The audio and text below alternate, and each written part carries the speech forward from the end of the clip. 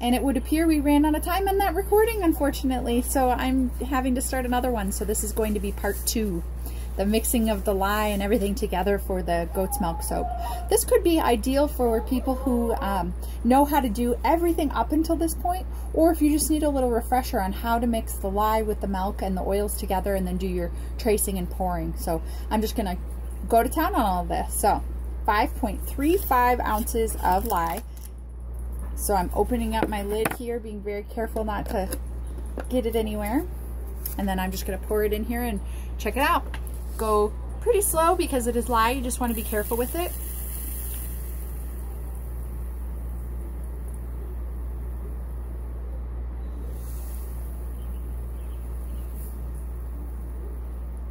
So there we go, 5.9. 5.34, 5.35. Perfect. And you just want to close that back up. Get that all sealed up.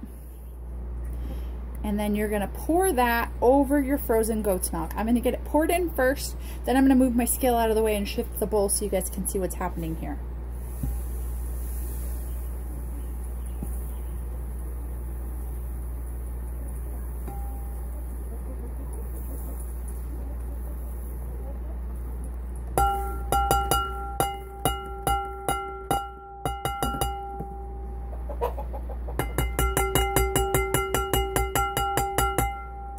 Okay, so it might turn a little orange in color. That's very normal. We're just going to turn this guy off, get him out of the way, and move this on over so you guys can see what's happening here. Now, the reaction between the lye and the goat's milk is causing it to melt, the goat's milk to melt. And I just realized I forgot a tool. I forgot something to stir everything with. Usually I use a meat tenderizer, just a metal one, and that actually helps kind of get everything all stirred together and break down the chunks of goat's milk that still have the lye on it so that you can get the chemical reaction all the way through. If you don't get it all mixed all through together nice and evenly, it's going to start turning like a brown orange because it's going to be burning your fat in your milk. So I like to make sure that I get everything kind of mixed together as quickly as possible, because as this heats up, it's melting your milk like crazy. Now mine is kind of turning a little orange, and that is because I forgot my little meat tenderizer that I'm sorry, not meat tenderizer, potato masher.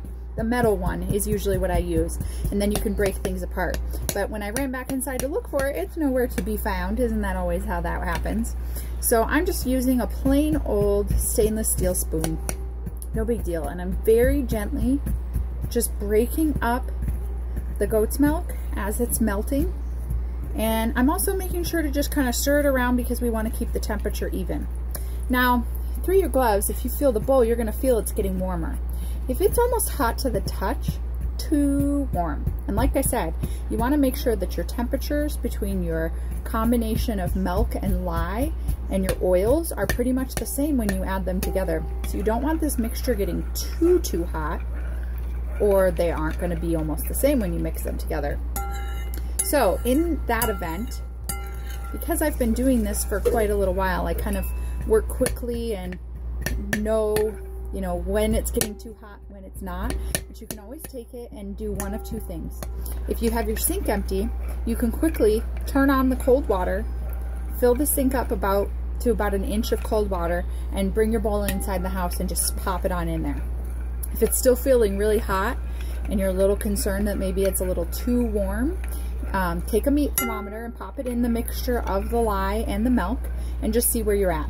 If you're around 100 degrees, you're still golden, because that's the temperature that your oils and your fat are at, and so that's going to mix together really nicely. But if it is getting hotter than that, then you can always pop open the ice chest or the ice tray and pop some ice in that water as well. And that will be the water that's surrounding the outside of the bowl. Don't put it in the bowl. You want to stick it in the sink, and that will slowly cool the temperature, and you just keep mixing. So the point I'm at now, you can see we're at a nice liquid. We're not too hot. I'm quite confident in this temperature. And although we did have that scary, oh no, it's getting kind of orangey earlier, it's looking like everything's just kind of evening out nicely. Everything is just a pretty yellow, which I can definitely handle. I like the pretty yellows. So, our very next step, I just wanted to make sure all the lye is out of there, and it is. I'm just gonna go pop these things under some cold water, and we're gonna add our lavender essential oil in just a second. Okay, so I've got my lavender essential oil, I've got my milk and lye mixture. I'm just gonna take this and I'm gonna do about 20 drops.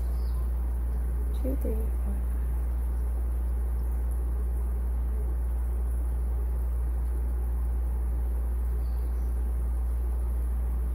Okay, and then I'm going to get my oils because we're going to mix everything together.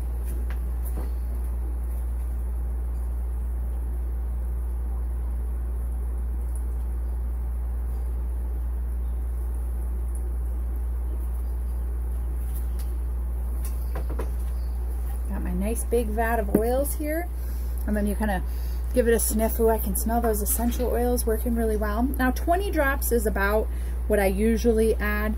And then if I notice that I'm not getting a real good smell, I will add more a little bit later. So here we have our lard, coconut oil, cocoa butter, olive oil, and avocado oil. We got everything all mixed in one.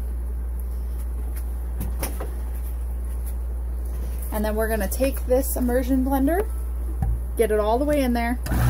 Just turn it on low.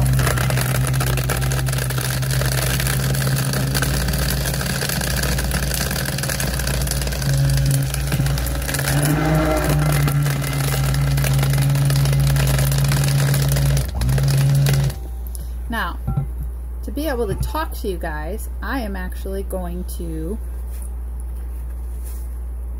let you know that I don't smell the essential oil as much as I want. This is kind of a non-exact science here. So I'm going to dab in a little bit more essential oil because I want this to have a real nice, yummy lavender. And then I'm going to bring you guys over.